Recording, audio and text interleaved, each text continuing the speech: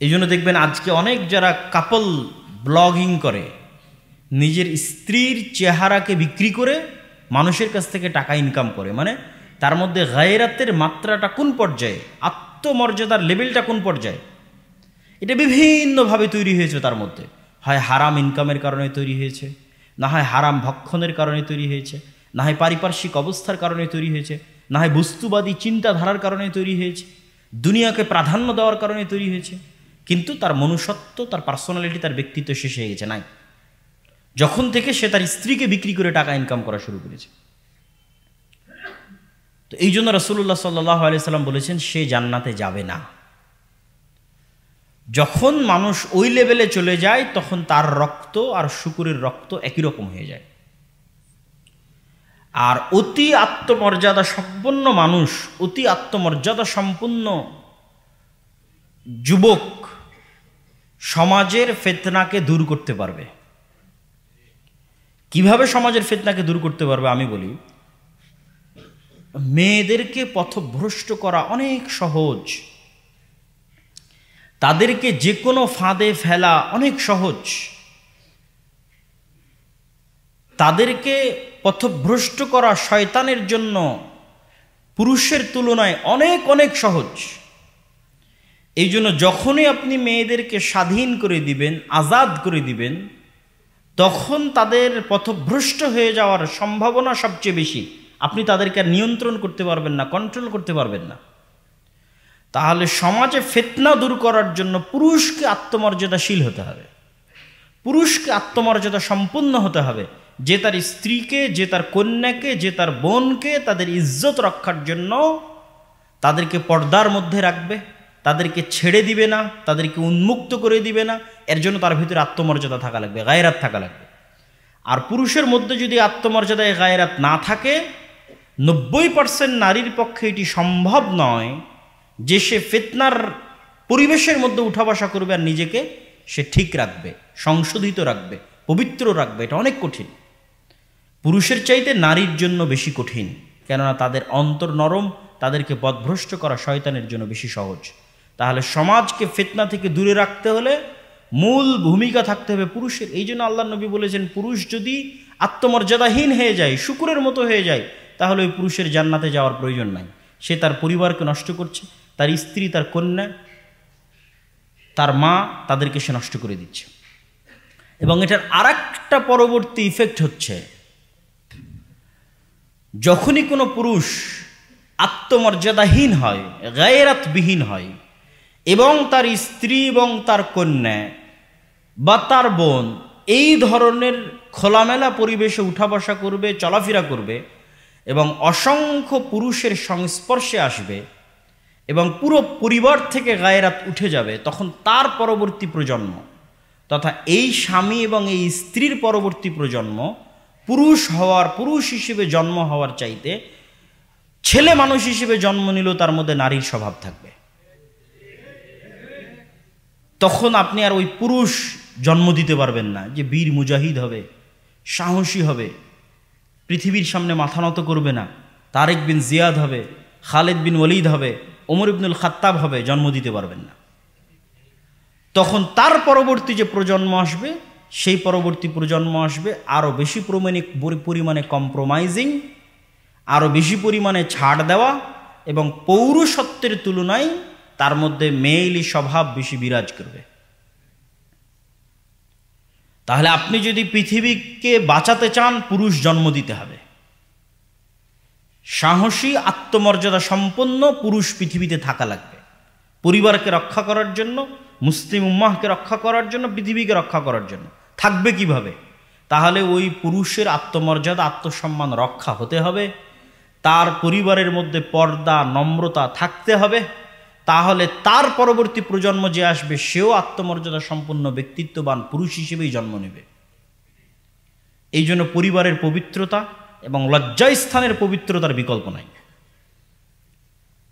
আল্লাহ সুবহানাহু ওয়া তাআলা আমাদেরকে এবং আমাদের পরবর্তী বংশধরদেরকে আমাদের নিজেদের লজ্জাস্থানের পবিত্রতা এবং আমাদের পরিবারের পবিত্রতা রক্ষা করত, আমাদের নিজেদেরকে পুরুষ হওয়ার এবং আমাদের পরবর্তী প্রজন্ম থেকে আল্লাহ সুবহানাহু ওয়া তাআলা মহাপুরুষ, আলফা মেল, যারা আরও বেশি উঁচু আত্মমর্যাদা সম্পন্ন, উঁচু মানসিকতা সম্পন্ন, উঁচু ব্যক্তিত্ব সম্পন্ন, নেতৃত্বের গুণাবলী সম্পন্ন, এই ধরনের পুরুষের আশার তৌফিক দান করেন আল্লাহুম্মা আমিন। বক্তব্যের শেষের দিকে আর দুটি টপিক থেকে যাচ্ছে। একটা হচ্ছে পাওয়ার এক্সারসাইজ গণতান্ত্রিক রাজনৈতিক দলগুলোর কারণে, আর 2 নম্বর হচ্ছে নেশাদার দ্রব্য। এই দুটির ক্ষেত্রে মুসলমানদেরকে মনে রাখতে হবে যে মুসলমানেরা সবচেয়ে বেশি প্রোডাক্টিভ হওয়া উচিত। মুসলমানদের সবচেয়ে বেশি উৎপাদন ক্ষমতা সম্পন্ন হওয়া উচিত। মুসলমানেরা যদি প্রোডাক্টিভ না হয়, তারা যদি উৎপাদন ক্ষমতা সম্পন্ন না হয়, তাহলে তারা পৃথিবীকে বিজয় করতে পারবে না। যে আপনার চেয়ে বেশি প্রোডাক্টিভ হবে সেই পৃথিবী শাসন করবে। সেক্ষেত্রে আল্লাহ সুবহানাহু ওয়া তাআলা কে মুমিন কে কাফের তা দেখবেন না। আমেরিকা এবং ইসরায়েল জ্ঞান বিজ্ঞানে আমাদের চেয়ে এগিয়ে, তাই তারা পৃথিবী শাসন করতেছে। আমরা তাদের চেয়ে জ্ঞান বিজ্ঞানে পিছিয়ে, প্রযুক্তিতে পিছিয়ে, পরিশ্রমে চেষ্টায় পিছিয়ে, এই জন্য আমরা পৃথিবী শাসন করতে পারতেছি না।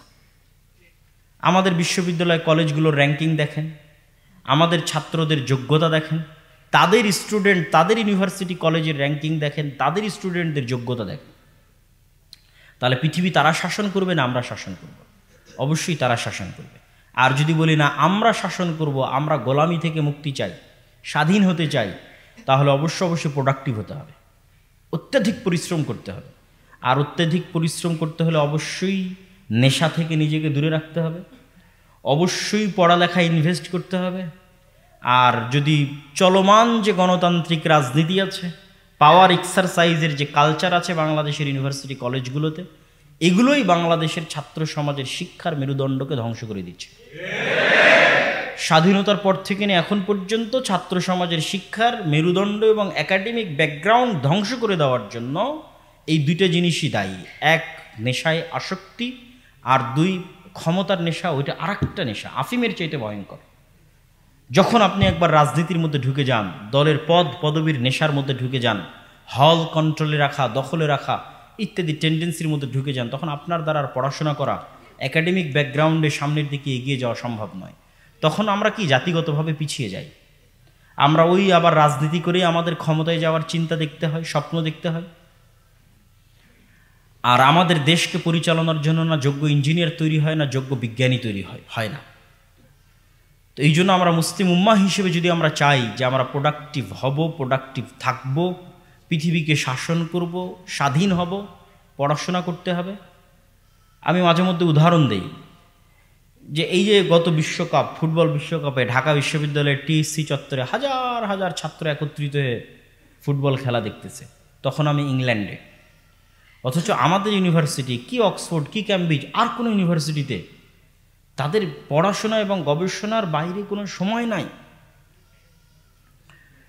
পরিশ্রম না করলে, কাজ না করলে খেতে পাবে না। সুতরাং ওখানে একত্রিত হয়ে কেউ এই খেলা দেখতেছে, এটা বোঝাও যায় না, দেখাও যায় না। তাহলে ওরা যদি পৃথিবী শাসন না করে, আমরা কিভাবে করব? আমরা গোলাম থাকব। এই জন্য আপনাদেরকে ইহুদিদের থেকে শিক্ষা নিতে হবে। ইহুদিরা অভিশপ্ত, কিন্তু নিজের দিনের উপর কট্টর, ভ্রান্তির উপর কট্টর।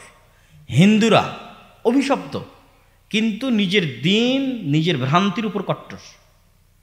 আর আপনি মুসলমান, হ্যাঁ আপনি সবচেয়ে উদার, আপনি হচ্ছেন সেকুলার। আপনার এক গালে যদি কেউ আঘাত করে, আপনি আর এক গালে গিয়ে দেন, ঠিক আছে আমি ধৈর্য ধরছি, আমার আর এক গালেও তুমি মেরে নাও। কিন্তু আপনার পার্শ্ববর্তী দেশে দেখেন, আপনি নিশ্চিত জানেন এটা পৃথিবীর একটা ভ্রান্ত দিন। এই দিনের ভ্রান্তি হওয়ার জন্য কোনো লজিকও লাগবে না, এত একটা বড় ভ্রান্ত দিন, কিন্তু তারপরেও তারা তাদের দিনের উপর কতটা কট্টর। গুজরাতের মতো জায়গায় গণহত্যা চালিয়েও গত 10-15 বছর যাবৎ ক্ষমতায় আসীন আছে এবং হিন্দু ধর্মের কট্টরতার উপর ক্ষমতা পরিচালনা করতেছে। আপনারা সেই জিনিসগুলোকে মজাক মনে করতেছেন, ট্রল মনে করতেছেন, কিন্তু আসলে এটা তাদের বাস্তবতা। যদি বলে আমি চট্টগ্রাম নিয়ে নিতে চাই, তো এটাই বাস্তবতা যে নিতে চাই। অখণ্ড ভারতের থিওরি তাদের মন, মগজ এবং রক্তের সাথে মিশে আছে, তাহলে তার ভ্রান্তির উপর সে কট্টর। আর আপনি দিন ইসলাম সেটা সঠিক দিন হওয়ার পরও আপনি সবচেয়ে কম্প্রোমাইজিং, না আমি সবচেয়ে ভালো, আমি সেকুলার। আপনি চলে যান ইসরায়েলে, তারা সেকুলার না, তারা তাদের নিজের দিনের উপর কট্টর। ইহুদিরা অভিশপ্ত, কিন্তু তার দিনের উপর কট্টর। সব স্কুলে যদি এলজিবিটিকিউ পড়ানো হয়, ইহুদি স্কুলে পড়ানো হবে না। সবাই যদি একটা দুইটা করে সন্তান নেয়, ইহুদিরা নিবে না। ইহুদিরা 7টা 8টা 9টা 10টা করে বাচ্চা নেবে। সবার কাছে তারা সুদি লেনদেন করবে, তারা নিজেদের মধ্যে সুদি লেনদেন করবে না। সারা পৃথিবীর সবাই যেন ওই সোশ্যাল মিডিয়া বিভিন্ন কিছুতে অ্যাডিক্টেড, ডিভাইস অ্যাডিক্টেড হয়, অ্যাডিকশন থাকে, এটার জন্য তারা প্রমোট করবে, সকল কিছু তৈরি করবে, কিন্তু তাদের সন্তানদেরকে 18 বছরের আগে হাতে মোবাইলই দিবে না, যেন এই ধরনের অ্যাডিকশন থেকে তারা দূরে থাকে এবং তাদের প্রোডাক্টিভিটি লেভেল হাই হয়, সর্বোচ্চ হয়। জ্ঞান, বিজ্ঞান, গবেষণা, প্রযুক্তি তারা যেন এগিয়ে যায়। আপনি তাদের দেশগুলোতে গেলে দেখবেন যে পড়াশোনার কালচার আছে, গ্রুপ স্টাডির কালচার আছে, বাসে ট্রেনে মানুষ পড়তেছে, ছাত্রছাত্রীরা পড়তেছে, বেপর্দা কিন্তু পড়তেছে। তার অন্তরে ইমান নাই, কিন্তু জ্ঞানের গুরুত্ব আছে। আর আমাদের অন্তরে আমরা ইমানের আলো ধারণ করে নিয়ে বেড়াচ্ছি, কিন্তু আমরা জ্ঞান বিজ্ঞান থেকে, পড়াশোনা থেকে শত শত কিলোমিটার দূরে, হাজার হাজার কিলোমিটার দূরে। এইভাবে কিন্তু আমাদের মুক্তি হওয়া বা স্বাধীন হওয়া সম্ভব নয়। ফলত এই ধরনের নেশা থেকে, এই ধরনের পাওয়ার প্র্যাকটিস থেকে বের হয়ে এসে আমাদেরকে জ্ঞান অর্জনের দিকে মনোনিবেশ করতে হবে এবং নিজের দিনের উপর কট্টর হতে হবে। আপনি একটা ইহুদি পাবেন না যে দাড়ি রাখতে চুল পরিমাণ হেজিটেশন ফিল করে, একটা ইহুদি পাবেন না। আচ্ছা, তার আরও বড় উদাহরণ নেন। গত 24 ঘন্টায় ইসরায়েল সিরিয়ার 500-র অধিক জায়গাতে বোমা হামলা চালিয়েছে। পৃথিবীর কাউকে জিজ্ঞেস করেছে? আমেরিকাকে জিজ্ঞেস করেছে? পৃথিবীর কারোর অনুমতির পরোয়া করেছে? আপনি কি মনে করেন এই 500টা জায়গায় হামলা করতে ইসরায়েলের মধ্যে চুল পরিমাণ হেজিটেশন ছিল? ড্যাম কেয়ার, সেখানে দাঁড়িয়ে রাখতে হেজিটেশন ফিল করবে? কি পরিমাণ কট্টর হতে পারে, হিংস্র হতে পারে, উগ্র হতে পারে, আপনি কল্পনা করতে পারবেন না।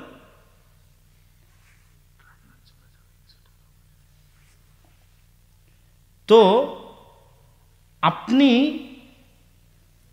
আপনার দিনের উপর ব্যবস্থা করেন।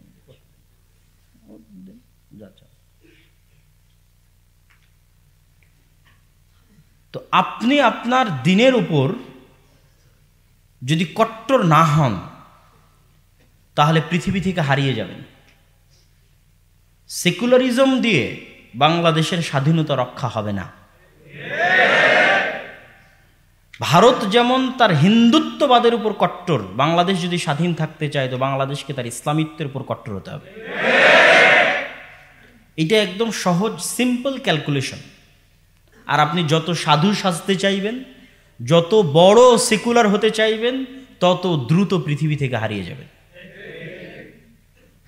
অতএব যুবক ভাইদের উদ্দেশ্যের মুদাত্ত আহ্বান জানাতে চাই, জ্ঞান অর্জনে মনোনিবেশ করি, নিজের দিনের উপর কট্টর হই, নিজের দিন পালন করতে হেজিটেশন ফিল না করি।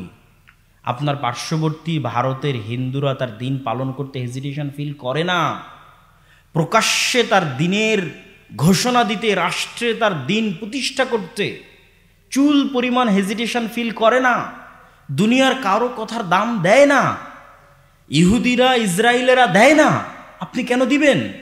আপনি যতদিন দিবেন ততদিন গোলাম থাকবেন। মাথা উঁচু করে দাঁড়াবেন, নিজের দিনের উপর কট্টর হবেন, জ্ঞান অর্জন করবেন, ইনশাআল্লাহ পৃথিবীর বিজয় এবং স্বাধীনতা আপনাদের পদচুম্বন করবে। আল্লাহ সুবহানাহু ওয়া তাআলা কবুল করুক, আল্লাহুম্মা আমিন। এইগুলো আমি আমার সংক্ষিপ্ত বক্তব্য আজকে এখানেই শেষ করছি। আসরের সালাতের পর আমাদের সংক্ষিপ্ত প্রশ্নোত্তর থাকবে, তারপরে আপনাদের কাছ থেকে বিদায় নিব ইনশাআল্লাহ। আসসালামু আলাইকুম ওয়া রাহমাতুল্লাহি ওয়া বারাকাতুহু। সকলেই বলি আলহামদুলিল্লাহ। দরুদ ও সালাম বর্ষিত হোক পৃথিবীর সর্বশেষ এবং সর্বশ্রেষ্ঠ রাসূল আহমদ মুহাম্মদ মুস্তাফা সাল্লাল্লাহু আলাইহি ওয়াসাল্লামের প্রতি।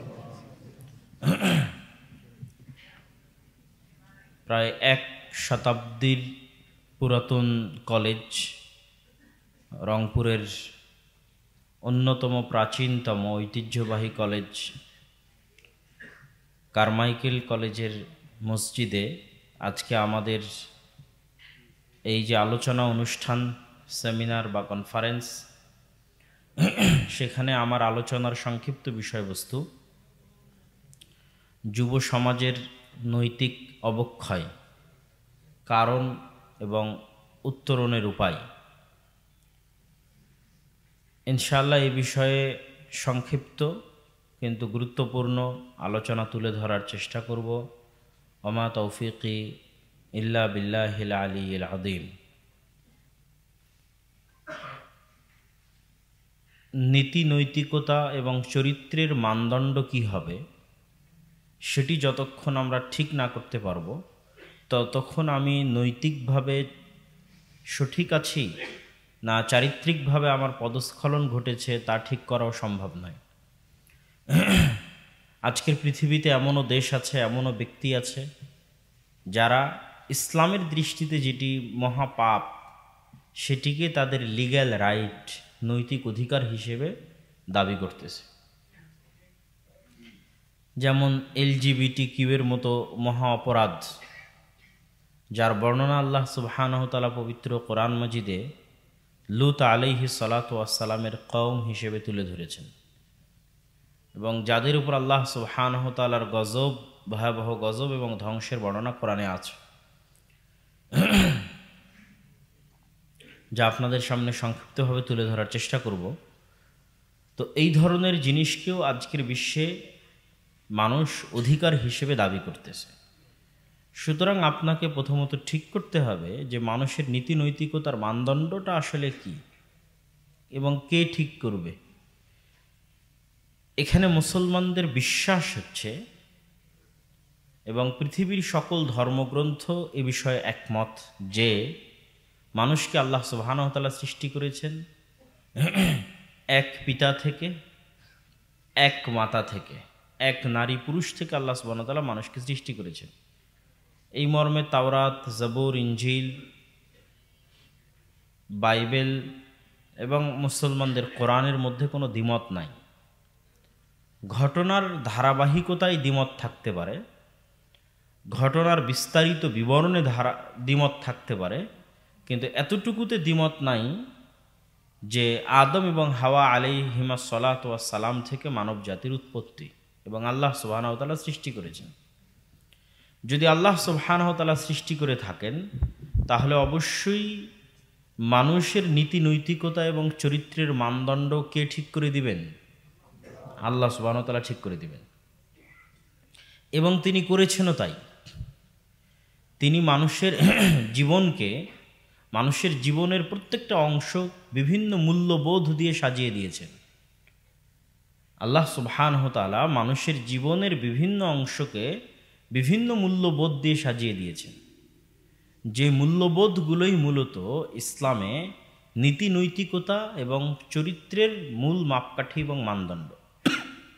যেমন ইসলামে অর্থনীতির ক্ষেত্রে কি কি মূল্যবোধ প্রয়োগ করে থাকে ইসলাম।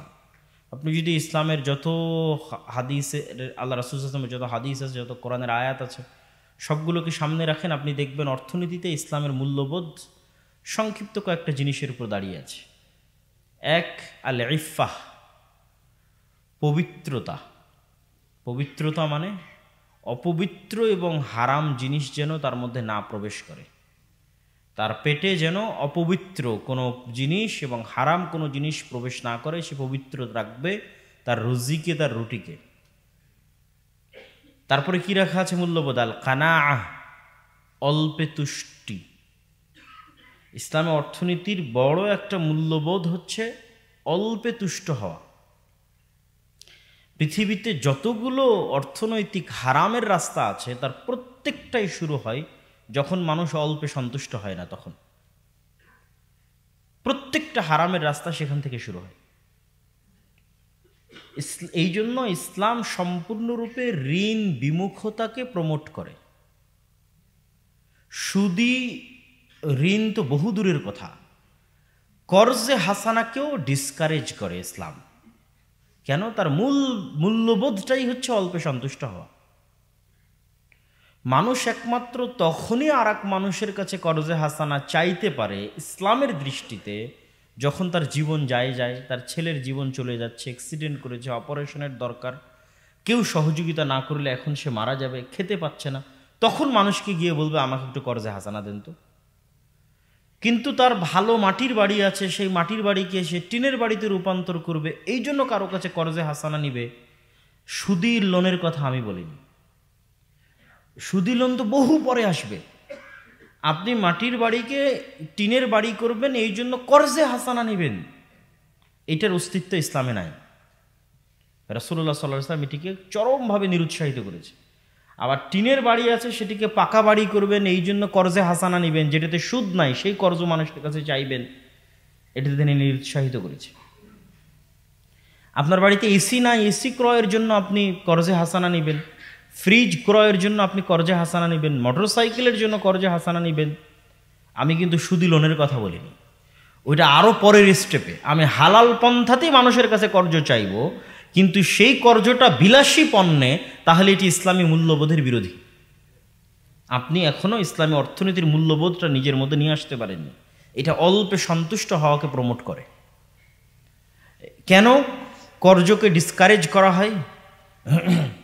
কেননা মানুষের মনুষ্যত্ব, মানুষের স্বাধীনতা, মানুষের পার্সোনালিটি, ব্যক্তিত্বকে ইসলাম অনেক দাম দেয়। এবং ওইটা যদি না থাকে, আর সব জায়গায় মানুষ, তার প্রত্যেকটা সেক্টরে ফাসাদ তৈরি হবে, ফিতনা তৈরি হবে। তার যদি পার্সোনালিটিতে আঘাত লাগে, তার যদি ব্যক্তিত্বে আঘাত লাগে, তার যদি মনুষ্যত্ব বোধে আঘাত লাগে, আত্মমর্যাদায় আঘাত লাগে, তাহলে তার লাইফের প্রত্যেকটা সেক্টরে ফিতনা তৈরি হবে, ফাসাদ তৈরি হবে। তো তার ব্যক্তিত্ব যেন আঘাতপ্রাপ্ত না হয়। কিভাবে আঘাতপ্রাপ্ত হবে? আজকে আপনি একজনের কাছে কর্জে হাসানা নেবেন, সুদী লোনের কথা বলিনি, কর্জে হাসানা নিলেন, কাল সে আপনার কাছে টাকা চাইতে আসবে, আপনি দিতে পারবেন না। যখন দিতে পারবেন না, তখন তার কাছে আপনি কি হবেন? ছোট হবেন। তাহলে এটা আপনার পার্সোনালিটিকে হার্ট করতেছে। একদিন দুই দিন পর আপনি মিথ্যা বলবেন, আপনার পরিবারকে মিথ্যা বলা শিখাবেন। যেই দিন থেকে আপনি মিথ্যা বলা শুরু করলেন, আপনার পরিবারকে মিথ্যা বলা শিখালেন, সেই দিন আপনার মনুষ্যত্ব শেষ হয়ে গেল, সেই দিন আপনার পার্সোনালিটি, ব্যক্তিত্ব শেষ হয়ে গেল। তখন যদি আপনার এই পার্সোনালিটি, ব্যক্তিত্ব, মনুষ্যত্ব শেষ হয়, আপনার আত্মমর্যাদা শেষ হয়ে যাবে, আপনার গায়রাত শেষ হয়ে যাবে। এই গায়রাতের প্রভাব সকল সেক্টরে পড়বে। তখন আপনার স্ত্রী যদি অন্যের বাড়িতে কাজ করেও টাকা নিয়ে এসে দেয়, আপনার মধ্যে কোনো ফিলিংস কাজ করবে না, কেননা আপনি আগেই তো নিজের আত্মমর্যাদা বিক্রি করে বসেছেন। কিন্তু যদি আপনার পার্সোনালিটি এবং আপনার স্বাধীনতা, আত্মমর্যাদা উঁচু থাকতো, তাহলে আপনি কখনোই আপনার স্ত্রীকে আরেকজনের বাড়িতে বা মাঠে কাজ করতে পাঠাতেন না। কিন্তু ওই যে শুরু থেকেই আপনি ইসলামী মূল্যবোধটা আপনার মধ্যে আসেনি, যে ইসলামের অর্থনীতির মূল্যবোধটা কি? অল্পে সন্তুষ্ট হওয়া, ঋণ বিমুখ থাকা। এরকম প্রত্যেকটা সেক্টরে ইসলামের মূল্যবোধ আছে। ঠিক পারিবারিক জীবনে ইসলামের সবচেয়ে বড় মূল্যবোধ হচ্ছে মানুষের যে লজ্জাস্থান আছে সেটির পবিত্রতা। এটি হচ্ছে সবচেয়ে বড় মূল্যবোধ। এবং এই মূল্যবোধের উপরে আল্লাহ সুবহানাহু ওয়া তাআলা পৃথিবীকে টিকিয়ে রেখেছেন। এই মূল্যবোধের উপরে আল্লাহ সুবহানাহু ওয়া তাআলা পৃথিবীতে পরিবার প্রথা জারি রেখেছেন। এবং এই মূল্যবোধ যখন নষ্ট হয়ে যাবে, তখন পৃথিবীতে পরিবার প্রথা হুমকির সম্মুখীন হবে। এবং যখন পৃথিবীতে পরিবার প্রথা হুমকির সম্মুখীন হবে, তখন আল্লাহ সুবহানাহু ওয়া তাআলা এই পৃথিবীকে রাখবেন না, এই পৃথিবী ধ্বংস করে দিবেন। এই জন্য এই একটা জিনিস সংরক্ষণ করার জন্য, মানুষের লজ্জাস্থানের পবিত্রতাকে সংরক্ষণ করার জন্য অসংখ্য বিধান তৈরি করা হয়েছে। একটা দুইটা নয়, শত শত বিধান তৈরি করা হয়েছে ইসলাম। গান শোনা কেন হারাম? এমনিতেই কিন্তু গান শোনা হারাম না। আসলে গান শোনা অন্য আরেকটা কারণে হারাম। গানের নিজের কারণে গান শোনা হারাম এটা না। কেন গান শোনা হারাম? গান অবৈধ সম্পর্ককে প্রমোট করে। তাহলে যে গান শুনবে তার মধ্যে অবৈধ সম্পর্কের আগ্রহ তৈরি হবে। সে যখন অবৈধ সম্পর্কের দিকে যাবে, তখন তার ধীরে ধীরে লজ্জাস্থানের পবিত্রতা নষ্ট হবে। ওই মাকসাদটাকে ঠিক রাখার জন্য কত পূর্বে গান শোনাকে হারাম করা আছে। পর্দার কারণে পর্দা জরুরি এটা না। যদি সমাজে বেপর্দা থাকে তাহলে ধীরে ধীরে অবৈধ সম্পর্ক সহজ হবে। অবৈধ সম্পর্ক সহজ হলে লজ্জাস্থানের হেফাজত থাকবে না, নষ্ট হয়ে যাবে। ফলত লজ্জাস্থানের পবিত্রতাকে রক্ষা করার জন্য অনেক আগে পূর্ব থেকে পর্দার বিধান দেওয়া আছে, যেন লা তাকরাবুল ফাহিশাহ বা লা তাকরাবুজ জিনা, তথা অবৈধ সম্পর্কের ধারে কাছে নিকটেও যেন মানুষ না যায়। তাহলে এরকম কত শত বিধানের ভিত্তি লজ্জাস্থানের হেফাজত, তা আপনি কল্পনাও করতে পারবেন না। আমি আরও দু একটা উদাহরণ দিব, কিন্তু তার আগে বুঝার সুবিধার্থে আরও বলি যে ইসলামে আকীদা বা বিশ্বাসের মূল ভিত্তি হচ্ছে তাওহীদ এবং শিরক থেকে মুক্ত থাকা। তো শিরকের দিকে যেন মানুষ না যায় এই জন্য বহু বিধানকে হারাম করা আছে। আসলে প্রকৃত অর্থে সরাসরি এটা শিরক না, কিন্তু এটা মানুষকে শিরকের দিকে নিয়ে যাবে। যে আপনি শহীদ মিনারে ফুল দিবেন, অথবা একটা ইট পাথরের খাম্বাকে সম্মান করবেন, অথবা কোনো কবরে গিয়ে ফুল দিবেন, আপনি তো আর ওই কবরের লোকের কাছে চাচ্ছেন না, শহীদ মিনারের কাছেও কিছু চাচ্ছেন না। সুতরাং এটা ডাইরেক্টলি শিরক নয়। কিন্তু এটা শিরক কেন? এইটা একটা সময় আপনার অন্তরে শিরকের দিকে আপনার অন্তরকে ধাবিত করবে। অফিসে ছবি ঝোলানো আছে, কি সমস্যা? কেন হুজুরেরা এত ছবি এবং ভাস্কর্যের বিরোধিতা করতেছে? আসলে ছবি তার ছবির কারণে হারাম নয়, কিন্তু ওই ছবি একটা সময় মানুষকে কোন দিকে নিয়ে যাবে? শিরকের দিকে নিয়ে যাবে। কবর উঁচু করলে সমস্যা কি? কবর উঁচু করলে কবরের প্রতি সম্মান তৈরি হলে আস্তে আস্তে আস্তে আস্তে ওইটা মানুষকে শিরকের দিকে নিয়ে যাবে। তো শিরকের মতো একটা ভয়াবহ গুনাহ থেকে বাঁচাতে তার চারি সাইডে অসংখ্য দেওয়াল তৈরি করা আছে ইসলাম। ঠিক লজ্জাস্থানের পবিত্রতাকে হেফাজত করার জন্য ইসলাম এরকম অসংখ্য বিধান দেওয়া আছে। যেমন তালাকের বিধানের সাথে যতগুলো বিধান সম্পৃক্ত, মেয়েদেরকে কেন ইদ্যত পালন করতে হবে, স্বামী যদি তাকে তালাকও দেয় তবুও কেন সে 3 মাসের পূর্বে অন্য জায়গায় বিবাহ বন্ধনে আবদ্ধ হতে পারবে না? বংশের পবিত্রতা রক্ষার জন্য, তথা আগের স্বামীর পক্ষ থেকে যদি তার পেটে কোনো সন্তান থাকে সেটি স্পষ্ট হওয়ার জন্য সে আর পরবর্তী 3 মাস অন্য কোথাও বিবাহ বন্ধনে আবদ্ধ হতে পারবে না। কেননা মানুষের পিতৃ পরিচয় ইসলামের সবচেয়ে গুরুত্বপূর্ণ বিষয়, এবং মানুষের লজ্জাস্থানের পবিত্রতার উপর ভিত্তি করেই মানুষের পিতৃর পরিচয় নির্ধারণ হয়। আর মানুষের পিতৃ পরিচয় নির্ধারণের উপর ভিত্তি করেই পৃথিবীতে পরিবার প্রথা টিকে থাকে। আর যখন এগুলো থাকবে না তখন আল্লাহ পৃথিবীও রাখবেন না। এই জন্য কিয়ামতের পূর্ব মুহূর্তে মানুষের মধ্যে মনুষ্যত্ববোধ থাকবে না, মানুষ পশু প্রাণীর মতো হবে। পশু প্রাণী যেমন খোলা মাঠে একজন আরেকজনের সাথে সম্পর্ক করতে দ্বিধাবোধ করে না, মানুষ নারী পুরুষ সেই পর্যায়ে পৌঁছে যাবে। তখন আর পিতৃ পরিচয় ঠিক থাকবে না, পরিবার প্রথা অব্যাহত থাকবে না, তখন আল্লাহ কিয়ামত কায়েম করবেন। তার আগ পর্যন্ত পৃথিবী চলমান থাকবে। তাহলে মানুষের সাথে এবং পশুর মধ্যে সবচেয়ে বড় পার্থক্যের জায়গা হচ্ছে পিতৃ পরিচয়ের নিশ্চয়তা এবং লজ্জাস্থানের হেফাজত। এই জন্য প্রত্যেক যা যা এই রাস্তায় মানুষকে উৎসাহী করতে পারে তার প্রত্যেকটা হারাম করা আছে। আর বর্তমান সেকুলার এবং লিবারেল যে পৃথিবী, তারা প্রত্যেকটা ওই জিনিসকে প্রমোট করে যেই জিনিস মানুষকে অবৈধ সম্পর্কের দিকে ধাবিত করে। প্রত্যেক ওই জিনিসকে তারা মানুষকে, নারীকে প্রোডাক্ট, পণ্য দ্রব্য হিসেবে ব্যবহার করে। আবার মুসলমানদের উপর তারা অভিযোগ চাপায় যে মুসলমানেরা নাকি নারীকে পণ্যদ্রব্য মনে করে। না, মূলত তারা নারীকে পণ্যদ্রব্য মনে করে, প্রোডাক্ট মনে করে, বিক্রিযোগ্য পণ্য মনে করে। ফলত পৃথিবীতে এমন কিছুই বিক্রি হয় না যার সাথে নারীর ছবি, নারীর কণ্ঠ, নারীর দৃশ্য, নারীর চেহারা সম্পৃক্ত না হয়।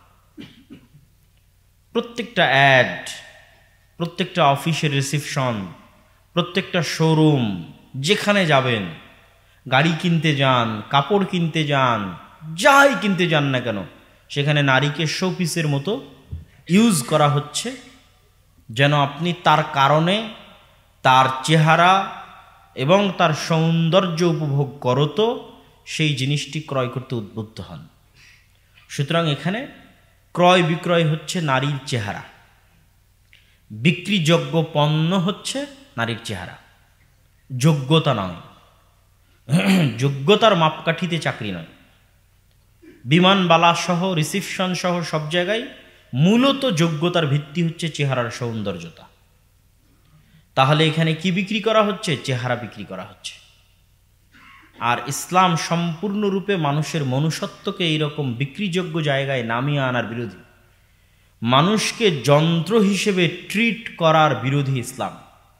ইসলাম কখনই মনে করে না যে মানুষ একটা যন্ত্র, কিন্তু আজকের সেকুলার এবং লিবারেল পৃথিবী মনে করে মানুষ একটা যন্ত্র। কিসের যন্ত্র? পয়সা কামানোর যন্ত্র, পয়সা ইনকাম করার মেশিন। এইভাবে আমাদের শিক্ষা ব্যবস্থা তৈরি করা হয়েছে, এইভাবে আমাদের পারিপার্শ্বিকতা তৈরি করা হয়েছে। কিন্তু ইসলামের দৃষ্টিতে মানুষকে যদি পয়সা কামানোর যন্ত্র মনে করা হয়, তাহলে এতে মানুষের অপমান করা হয়। মানুষের পয়সা কামানোটা হচ্ছে তার অপশনাল। তার মূল গুরুত্বটা কি? তার চারিত্রিক উন্নতি, তার ব্যক্তিত্ব, তার পার্সোনালিটি, তার সম্মান, তার আত্মমর্যাদা। এটা হচ্ছে মূল। ওইটা ঠিক রেখে যদি সে পয়সা ইনকাম করতে পারে, ঠিক আছে। কিন্তু সেকুলার দুনিয়াতে আপনি সব কিছু বিসর্জন দিয়ে দিবেন। আপনার ইজ্জত, আপনার আত্মমর্যাদা, আপনার সম্মান সব কিছু বিসর্জন দিয়ে দিবেন। কেন? আপনার টাকা দরকার। এটিকে বলা হয় বস্তুবাদী পৃথিবী, ম্যাটেরিয়ালিস্টিক। যা চোখে দেখা যায় শুধু তার জন্য দৌড়ানো, আর যা চোখে দেখা যায় না তার জন্য অযথা সময় নষ্ট না করা। কেননা নেকি, সম্মান, মর্যাদা, ব্যক্তিত্ব, জান্নাত, জাহান্নাম, আল্লাহর সন্তুষ্টি, গুনাহ, এগুলো একটাও চোখে দেখা যায় না। কিন্তু টাকা অবশ্যই চোখে দেখা যায়, বাড়ি গাড়ি অবশ্যই চোখে দেখা যায়। এই জন্য ইসলামে বিশ্বাসের ক্ষেত্রে শুরুতেই বলা আছে আল ঈমান বিল গায়ব, অদৃশ্যের উপর বিশ্বাস। আপনি মুসলিম হতে চাইলে অদৃশ্যের উপর বিশ্বাস দিয়েই ইসলামের শুরু। যতগুলো পয়েন্ট, 6টা, তার বেশিরভাগই অদৃশ্য। আল্লাহ সুবহানাহু ওয়া তাআলাকে আমরা দেখেছি? দেখিনি। আমাদের জন্য আল্লাহ রাসূলও অদৃশ্য, কারণ আমরা আল্লাহ রাসূলকেও দেখিনি। আমরা ফেরেশতাদেরকে দেখি না। কিয়ামত সংঘটিত হচ্ছে কি হবে কি হবে না আমরা দেখিনি। তাকদীরের বিষয় আমরা জানি না। তাহলে ইসলামের মৌলিক যে 6টা বিশ্বাস, তার প্রত্যেকটা অদৃশ্য, এবং এটির উপরে ইসলাম টিকে আছে। এই অদৃশ্য বিশ্বাসগুলো যতটা মজবুত হবে আমার এবং আপনার অন্তরে, আমরা ততটা এই বস্তুবাদী দুনিয়ার চিন্তাধারা থেকে বেরিয়ে আসতে পারব, এবং আমাদের চিন্তা চেতনা হবে পরকালমুখী, যে আমাদের মৃত্যুর পর এই জগতের পর কি হবে। এবং আল্লাহ সুবহানাহু ওয়া তাআলা কোরআন মাজিদে বার মানুষকে পরকালের কথা স্মরণ করিয়েছেন, আর দুনিয়ার অকার্যকরিতা, দুনিয়ার ক্ষণস্থায়িত্ব, দুনিয়ার ধোকার কথা স্মরণ করিয়েছেন। অমাল হায়াতুদ দুনিয়া ইল্লা মাতাউল গুরুর, দুনিয়া ধোকার জায়গা মাত্র। বহু আয়াত আল্লাহ সুবহানাহু ওয়া তাআলা বলেছেন। পরকালের কথা বলেছেন খায়রুম ওয়া আবকা, পরকাল হচ্ছে তোমাদের জন্য সবচেয়ে উপকারী এবং চিরস্থায়ী। তাহলে ইসলামের মূল্যবোধগুলো আপনি ঠিকঠাক ধরতে পারবেন যখন আপনার চিন্তা চেতনা, সেকুলার যে চিন্তা চেতনা আছে, বস্তুবাদী চিন্তা চেতনা, সেটি থেকে বের হয়ে পরকালমুখী চিন্তা চেতনা হবে। পরকাল ঠিক রেখে আপনি সব কিছু অর্জন করতে পারেন, ইসলামে বাধা নাই। কিন্তু আপনি দুনিয়ার জন্য সব কিছু বিসর্জন দিয়ে দিলেন, তার মানে দিন শেষে আপনার ব্যক্তিত্ব, আত্মমর্যাদা, আত্মসম্মান, ইজ্জত সব কিছু বিসর্জন দিয়ে দিলেন। যেমন আমাদের মা এবং বোনদের উদাহরণ আমি তুলে ধরেছি। সম্মানিত উপস্থিতি, তো আমরা আলোচনা করছিলাম যে যুবক সমাজ যদি তাদের নৈতিক এবং চারিত্রিক অধপতন থেকে বাঁচতে চায়, তাদেরকে আগে জানতে হবে কোন মানদণ্ডের উপর ভিত্তি করে নীতি নৈতিকতা নির্ধারিত হয়। সেটি ইসলামের মূল্যবোধ আমাদের বিশ্বাস অনুযায়ী। ঠিক যেমন আমি ইসলামী অর্থনীতিতে ইসলামের মূল্যবোধ কি তা তুলে ধরলাম, পরিবার বা ব্যক্তি জীবনে ইসলামের মূল্যবোধ কি তার একটা উদাহরণ তুলে ধরলাম, যে লজ্জা স্থানের পবিত্রতা, এটা অনেক ইম্পর্টেন্ট এবং গুরুত্বপূর্ণ, এবং তার সপক্ষে কিছু কোরআনের আয়াত এবং হাদিসও আপনাদের সামনে তুলে ধরার চেষ্টা করব ইনশাআল্লাহ। আর সর্বশেষ যেটি বললাম সেটি হচ্ছে, আমরা যদি এই মূল্যবোধের প্রতি আমাদের বিশ্বাসকে গভীর করতে চাই, তাহলে আমাদের সেকুলার সিস্টেম আমাদের পারিপার্শ্বিকতাকে যেভাবে বস্তুবাদী চিন্তাধারা দিয়ে তৈরি করেছে, এই বস্তুবাদী চিন্তাধারা থেকে বের হয়ে আমাদের চিন্তা চেতনা কি হতে হবে? পরকালমুখী। কি চিন্তা চেতনা হতে হবে? পরকালমুখী চিন্তা চেতনা হতে হবে। পরকালমুখী চিন্তা চেতনা মানে দুনিয়াকে বাদ দেওয়া নয়, কখনোই না। আপনি দুনিয়ার প্রত্যেকটা কাজ করবেন পরকালের নিয়তে। আপনি কারমাইকেল কলেজে পড়ছেন, তবুও কিসের নিয়তে? পরকালীন। আপনি অর্থনীতিতে পড়েন, ইংরেজিতে পড়েন, যে কোনো সাবজেক্টে পড়েন, এই অধ্যয়নটাই, পড়াটাই আপনার জন্য নেকি কাজে পরিণত হতে পারে যদি আপনার মধ্যে নিয়তের বিশুদ্ধতা থাকে, আপনার মধ্যে কাজের সততা থাকে। তার মানে পরকালমুখী চিন্তা চেতনা মানে দুনিয়াকে বাদ দেওয়া নয়। পরকালমুখী চিন্তা চেতনা মানে পরকালকে বিসর্জন দিয়ে দুনিয়াকে অর্জন করা নয়, বরং পরকালকে সবচেয়ে বেশি প্রাধান্য দিয়ে যতটুকু করা সম্ভব, যত দূর যাওয়া সম্ভব। তো পবিত্র কোরআন এবং হাদিসে আল্লাহ সুবহানাহু তাআলা মানুষের চরিত্রের বিষয়ে এবং আমাদের আজকের যে অধপতনের যে মৌলিক জায়গাগুলো, যদি আমরা কয়েকটা জায়গা ইন্ডিকেট করি, নেশাদার দ্রব্যে আসক্ত হওয়াকে ইন্ডিকেট করি, অবৈধ সম্পর্ককে ইন্ডিকেট করি, পাওয়ার এক্সারসাইজ তথা পলিটিক্যাল যে গণতান্ত্রিক ডেমোক্রেটিক যে রাজনীতি এবং ছাত্র দলগুলোর মধ্যে যে দ্বন্দ্ব, ছাত্র সংগঠনগুলোর মধ্যে, সেটিকে যদি ইন্ডিকেট করি, এই 2-3টি বিষয় আমি মনে করি যুবক সমাজের ধ্বংসের জন্য এবং অধপতনের জন্য সবচেয়ে বেশি দায়ী। তো আল্লাহ সুবহানাহু ওয়া তাআলা কোরআন মাজিদে বলছেন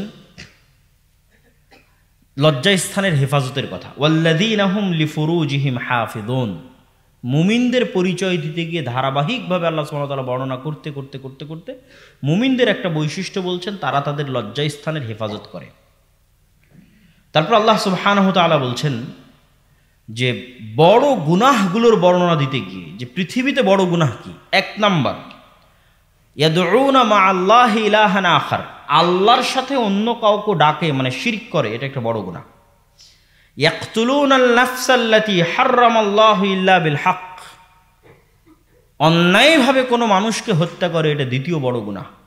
আর তৃতীয় বড় গুনাহ ওয়ালা ইয়াজনুন, অবৈধ সম্পর্কে লিপ্ত হয়, এটি তৃতীয় বড় গুনাহ। এরকম অসংখ্য হাদিসও পাবেন আপনি, আমি 2-1টি আপনাদের সামনে তুলে ধরবো আজকে। ইন্নাল্লাযীনা ইউহিব্বুনা আন তাশিআল ফাহিশা ফিল্লাযীনা আমানু লাহুম আযাবুন আলীম, যারা মুসলমানদের মধ্যে অশ্লীলতা ছড়িয়ে দিতে চায় তাদের জন্য ইহকালে এবং পরকালে অপমান ও কঠিন শাস্তি রয়েছে। অশ্লীলতা ছড়াতে যারা সহযোগিতা করে, এক নিজে অশ্লীলতা লিপ্ত হওয়া, আর আরেকটা হচ্ছে অশ্লীলতা ছড়ানো। যেমন আমি আজকে আপনার এখানে দাওয়াতি কাজ করতে আসছি ইসলামের জন্য, এরকম আপনারা আজকে এখানে আয়োজন করেছেন ইসলামকে ছড়িয়ে দেওয়ার জন্য। এরকম দেখবেন এই কলেজেই অনেক ছাত্রছাত্রী আছে যারা অশ্লীলতার দাওয়াত দেওয়ার জন্য, অশ্লীলতার প্রমোট করার জন্য অসংখ্য অনুষ্ঠান আয়োজন করে থাকে। তো সেটি হচ্ছে আরো বড় প্রকাশ্য গুনাহ। একটা হচ্ছে আমি একটা গুনাহে লিপ্ত হলাম, কিন্তু আমার অন্তরে আফসোস আছে সেই গুনাহের জন্য, এবং আমি চাচ্ছি আমার এই গুনাহটা গোপন থাক। এই ধরনের গুনাহ আল্লাহ সুবহানাহু ওয়া তাআলা দ্রুত ক্ষমা করে দেন।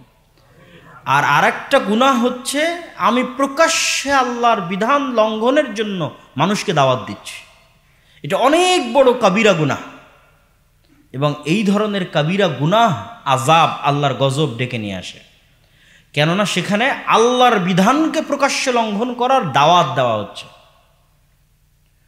সুতরাং যে সমস্ত ভাইয়েরা যারা হয়তো সঠিকভাবে ইসলামের বিধিবিধান মূল্যবোধ ফলো করতে পারেন না, তারা অন্তত প্রকাশ্যে আল্লাহর বিধানকে যে লঙ্ঘন করা হয় এটিকে প্রমোট করার ধারে কাছেও যাবেন না, কেননা সেটি আপনার আযাব এবং গজবের শিকার হতে পারেন আপনি যে কোনো সময়, এবং সেটি আপনার জন্য অনেক বড় গুনাহ এবং আল্লাহর বিধানের প্রকাশ্য লঙ্ঘন, আল্লাহর সাথে প্রকাশ্য চ্যালেঞ্জের স্বরূপ। আল্লাহ সুবহানাহু ওয়া তাআলা পবিত্র কোরআন মাজিদে এই অবৈধ সম্পর্ক থেকে মানুষকে বাঁচানোর জন্য অনেক সিস্টেম দিয়ে রেখেছেন। যেমন পর্দার কথা বলেছি, চক্ষু নিচু রাখার কথা বলেছি, আরও যত বিবাহের কথা, তালাকের আইন, সব কিছু। তার মধ্যে আরও একটা বিষয় রেখেছেন, সেটা হচ্ছে শাস্তি। আয-যানিয়াতু ওয়াজ-যানি ফাজলিদু কুল্লা ওয়াহিদিম মিনহুমা মিআতা জালদাহ।